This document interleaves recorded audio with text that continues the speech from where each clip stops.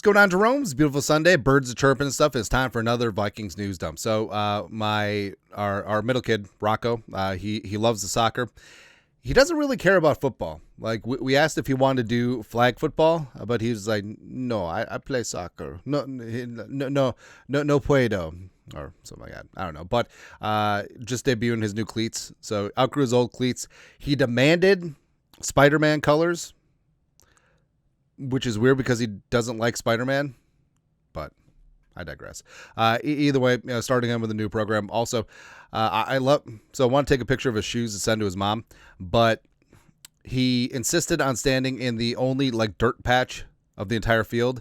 I mean, it was a nice patch of grass, but now it looks like we're living in a third world country.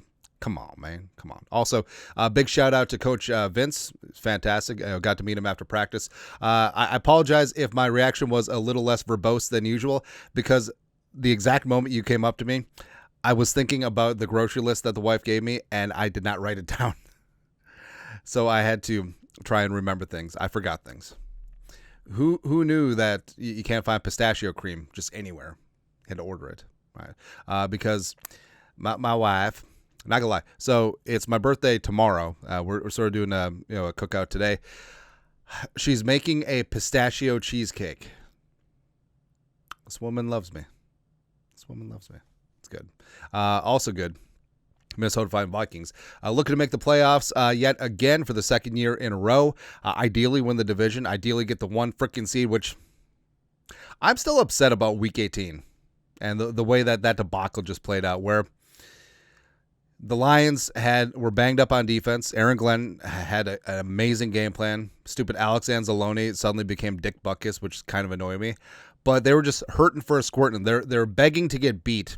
And the Vikings, they just gave it away in the red zone. Like, how many times can you go 4 and out in the red zone? It's frustrating, man. But right now, this is from CBS. Notable NFL playoff odds via FanDuel. Vikings plus 104 to make the playoffs. So you wager 100 jelly beans to win 104 jelly beans. And to miss the playoffs, it's minus 128, which we don't concern ourselves about that. Yeah. But so basically, you wager 128 jelly beans to win 100, which, so the Vikings just slightly better than even money right now to make the playoffs. I think that's pretty fair.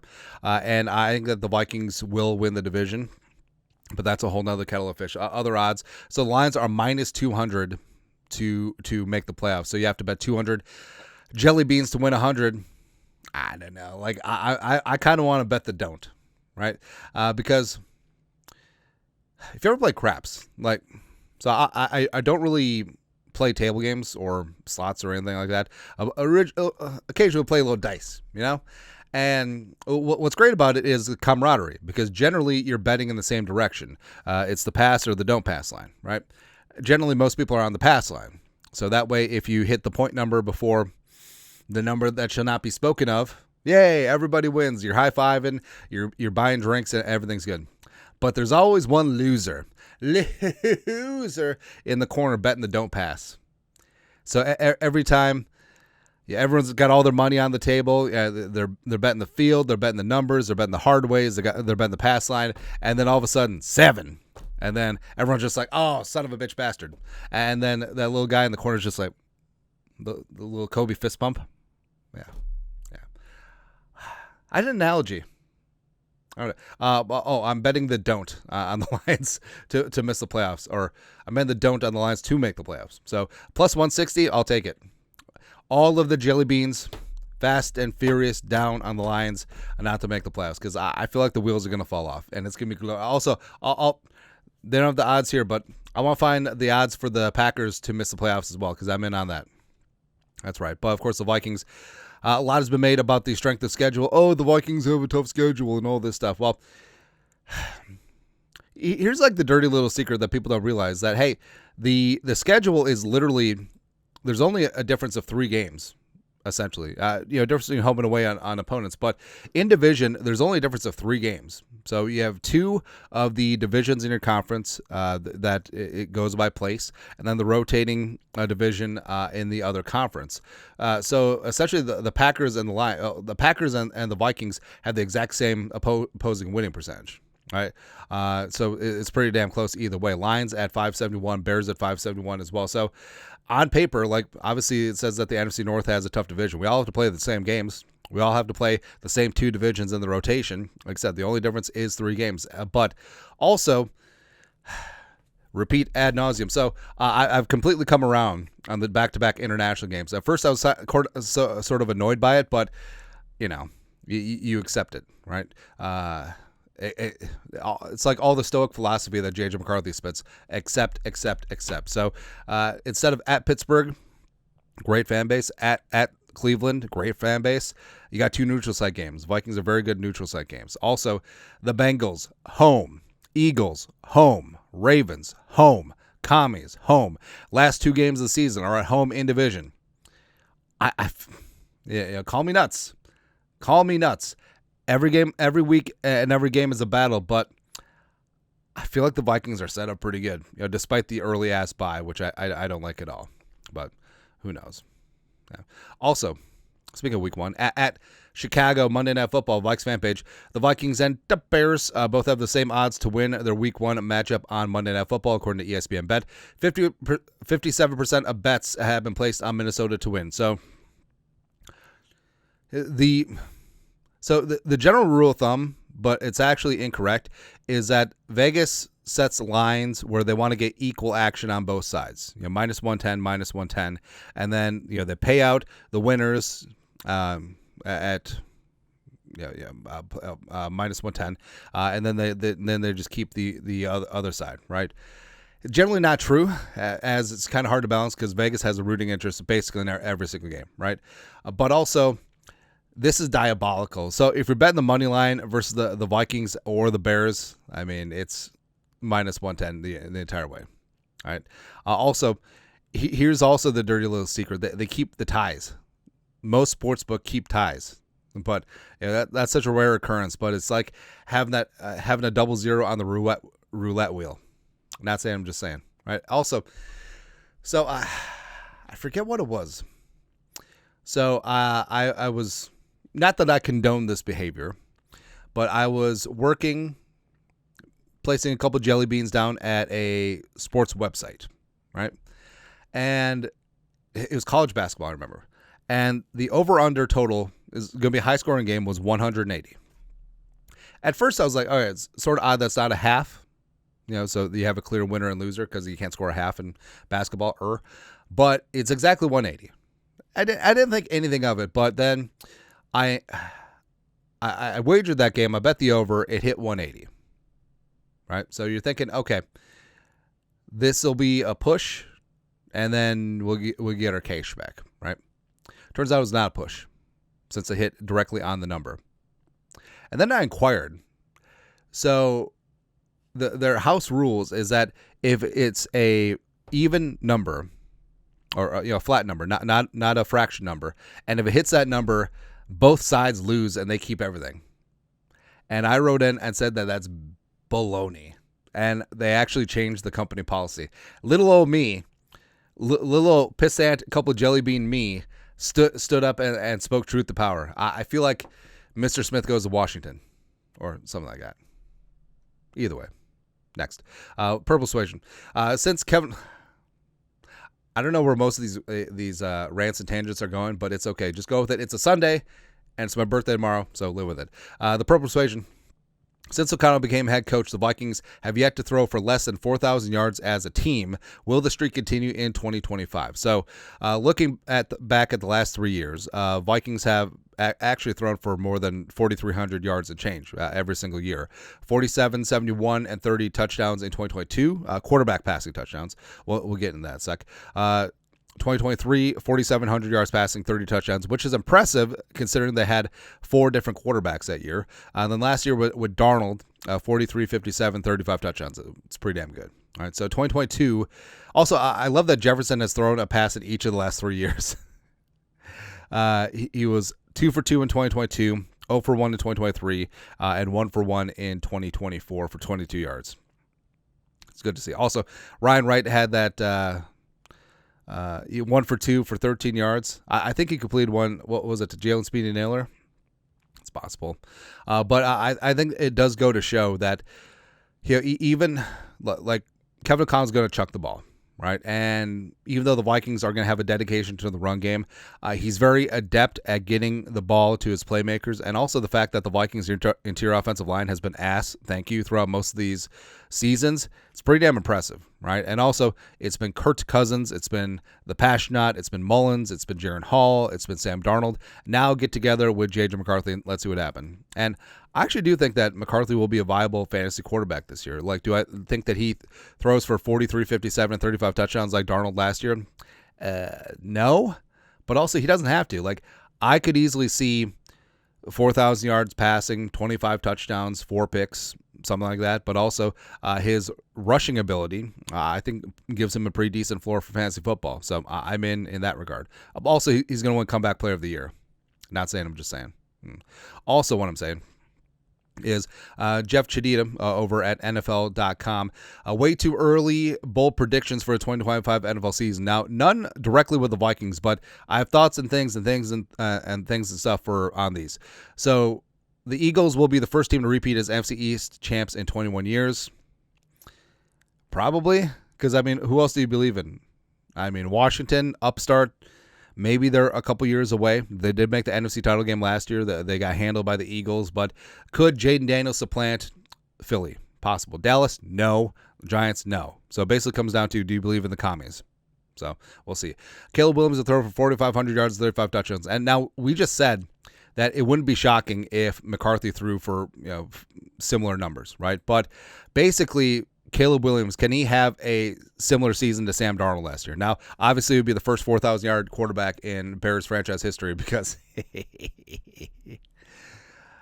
I got the under.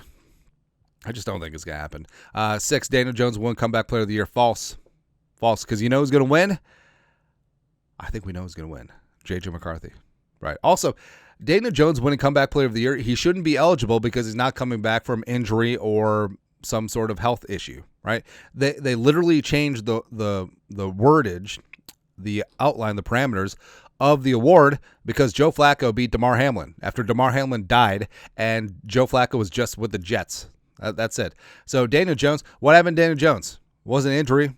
He was just bad with the Giants and then they cut him and then he had some nice rehab, a couple months here with the Vikings. That's it. That's it. All right. So no, he won't win Comeback Player of the Year because he should not be eligible. Right? It's basically the same thing as Sam Darnold last year. You didn't come back from being injured. You just came back from being ass. Thank you. No. J.J. McCarthy's Comeback Player of the Year. 10, Kirk Cousins will start for another team this year. I think somewhere around the league there will be an injury and a team will make a move for Kirk Cousins. Now, don't you put that evil on me, Ricky Bobby. Like, I'm not trying to single out any sort of team, but a situation like, say Brock Purdy got abducted by aliens. Kyle Shanahan, Kirk Cousins reunited. I feel so good. All right. Or Baker in Tampa Bay. If something happened to Baker, I mean, Kurt would make sense, except the Falcons would never trade him in the division, so maybe that's a non-starter there. Maybe Jacksonville. Like something happened with Lawrence. Kurt could potentially be there. Could make sense. But I think that Kurt will be traded in season because I think it'll be too much of a distraction because even though Penix is going to be grit, I just combine good and great. Grit, having your backup quarterback making $45 million and he's just there on the sidelines. Plus, you know that Kurt's going to be wearing his helmet on the sideline, just looking like a bad teammate. Nah, ain't going to happen. Something should happen. So Tom Brady is going to have a statue revealed at Gillette Stadium at some point this season. Now, this is an artist rendition of the statue. This is what it should be, by the way. I'm sure it'll be something stupid, right? But the question is, who is statue worthy amongst the Vikings? And you think about it. So Target Field has 5 statues. Rod Carew, Harmon Killebrew, Kirby Puckett, Tony Oliva, and Ken Herbeck. All right, so Jim Marshall is the obvious one, and not just because he recently passed, but he is Mr. Viking. Like, he is the Iron Man. He is everything about this franchise. Then you have Alan Page. Right? Alan Page, Carl Eller, you could make a very solid case for both, but I think Alan Page, for what he did on the field and what he's done off the field, too, I think that he's a beautiful and fantastic ambassador for Vikings football. Fran Tarkenton, the franchise, George Washington, yes. Randy Moss. Also, the statue has to have the afro hair. I want it and I need it. You got to have it, right? Also, potentially adding like Chris Carter in there, Adam Jerome, Ezekiel Thielen, the local angle in there too. I mean, Adrian Peterson. I mean, there's lots of different. You can make a strong case for a lot of them, right? But also, it's weird to have a statue in it, all right? Because they tear down statues, so I don't know. Anyways, someone who deserves statues. So we always talk about the all-time receiving yards list, but what about the receiving touchdowns list? Great graphic put out. So the Vikings actually have two of the top four in terms of receiving touchdowns all time. Randy Moss is second with 156. Chris Carter is fourth at 130. T.O., 153, impressive. But of course, Jerry Rice is at 1 because Jerry Rice played for 20 years. That's just sort of what happens. But the Chris Carter, all he does is catch touchdowns. Yeah, he kind of did. And he's ahead of Harrison and Fitz and Antonio Gates and Gonzalez as the tight ends. That's pretty damn impressive. Mike Evans on this list. Love to see it, man. But Randy Moss at 156. Considering that Randy's career was kind of truncated, also had a couple of lost seasons with the Raiders. I mean, 156 impressive. It really is. All right, so it's another way to look at things. Justin Jefferson will break all these records, although maybe not because Jefferson just doesn't seem to get in the end zone. Because my fantasy team is just, if we got points for being tackled at the 1 yard line, Jefferson would be a league winner every single year. That's what it is. Also, Madden 26 early beta team overall ratings. Yeah, damn right it's beta. Ain't alpha. Because the Vikings check in at number 15 overall at 83 overall for the team. In the same strata as the Texans, the Saints, the Rams, the Chargers, Jaguars, whatever. So obviously I have issues with this because the Vikings roster from A to B, A to Z as well. 1 through 90. 1, yeah, because we have the international pathway player punter. It's one of the best in the league, right? And I know that the thumb is down the scale because people hate the Vikings, but the fact that the Falcons are above the Vikings at 84, the Steelers, I mean, before Aaron Rodgers signed, there was talk that this was the least talented team in Tomlin's career, right? And Aaron Rodgers, no, he does not shift, he does not move the needle like this at all, right? The Browns, the Bengals, have you seen the Bengals defense, right? Lions are still up there, whatever. Cowboys, really. Dolphins at 89, that and $27 will get you a cup of coffee on South Beach. Great. And then, I don't know, the 49ers. Okay. But 83, right? And also, the rate has been very flat. Also, Commies at 78. I know that outside of Jane Daniels, like, it's sort of talent bereft, but come on. It's ridiculous. All right. Lastly, so it is off season, and, we do have to fill in some time, but I love... So I have a fistful of like interactions with players and coaches, right? And we're going to relay some of these stories. So I've played poker with Winfield Sr., Adrian Peterson, and Russell Westbrook. They intermittently came in through Canterbury, which is the local card room down here in the South Metro. And Winfield will come in all the time, hoodie, sunglasses. You have headphones on usually. Play 30-60. So it was back in the day. So 30-60 was with those, tan clay chips that got really dirty really easy. They're like one of the first chips there. And 30. So in Minnesota, there's betting limits in terms of what you can wager in a poker hand. Right now it's $100. It used to be 80, used to be 60. So back in the day, 30-60 limit hold'em was the highest stakes game in a casino. In a casino that you could find, right? And so sometimes I would skip class and come up here and play cards at Canterbury, and it would be great. It'd be awesome. And so one day I was like I want to say I was like 20. All right, so somewhere. It was before Winfield left. So yeah, I usually playing like 6-12, something like that, a couple $100. And I'd spun it up where I had just over $1,000, it was like $1,100, right? And in the 30-60 game, we played $10 chips.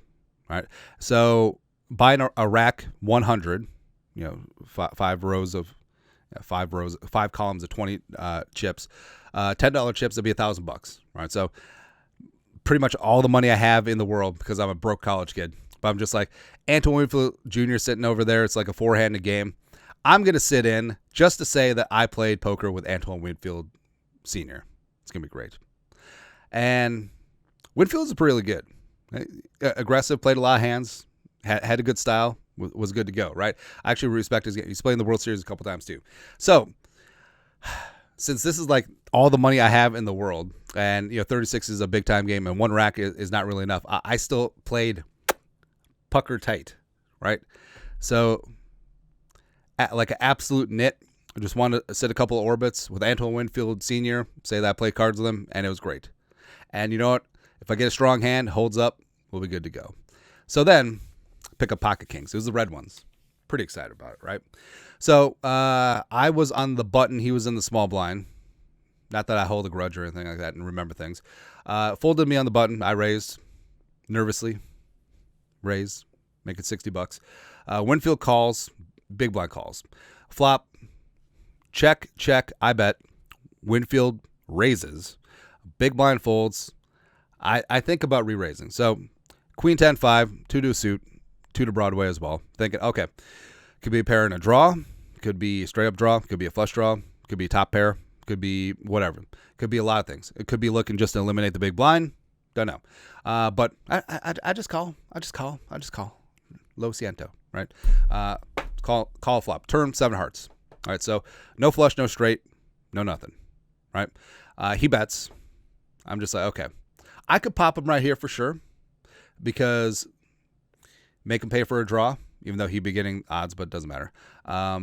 Charge and top pair, right? And if he 3-bets, now we know. It's like, all right, so he's got 2 pair plus. He's got set, he's got whatever. We'll look to improve on the river, right? But I just like, call. Then on the river, deuce of clubs, right? So no flush, no straight.